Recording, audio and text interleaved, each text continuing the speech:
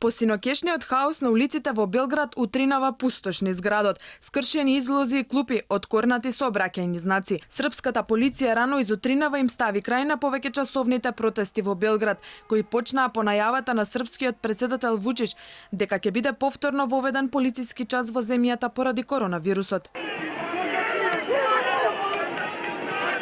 Денеска состојбата е мирна, но за попладне се најавени нови протести. Протестот почна со само неколку стотици учесници, а подоцна се собраа илјадници. Дел од демонстрантите влегоа во зградата на собранието. Се случија инциденти и судери со полицијата.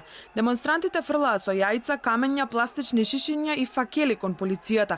Десетици контењери беа запалени, а според првичните извештаи има и повредени од двете страни. Откако полицијата доби засилување, ги растера демонстрантите со солзавец. Демонстрантите по растерувањето од парламентот продолжија со палење на автомобили. 5 полициски возила се запалени.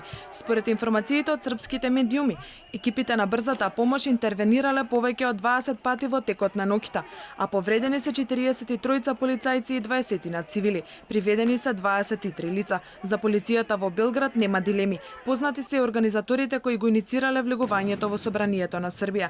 Според директорот на полициските сили Владимир Ребич, еден од организаторите е Дамјан Кнежевиќ, кој со 4 други е уапсен, додека поранешниот пратеник Срѓан Ного, кој исто така го иницирал овој чин за влегување во собранието, заминал од местото на настанот пред да пристигнат полициските сили. Полиција svo време била максимално уздржана и покушавала да не употребљава силу док то. Мислам дека полицијата долго беше крајно воздржана. Употребивме физичка сила дури кога беше употребена против нас. Делуваме со екстремна воздржаност, користевме хемикалии само околу 23 часот. На крајот и конјеницата мораше да интервенира. Кнежевиќ и Ного се иницијаторите и организаторите за влегување во собранието и нападот на полициските службеници. Дополнително ќе се утврдува кој стои зад организирањето на протестот.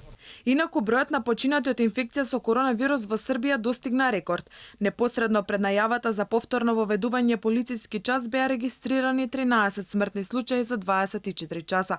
Според наводи на српскиот претседател, во болниците во Србија во моментов се лекуваат 34.000 корона пациенти.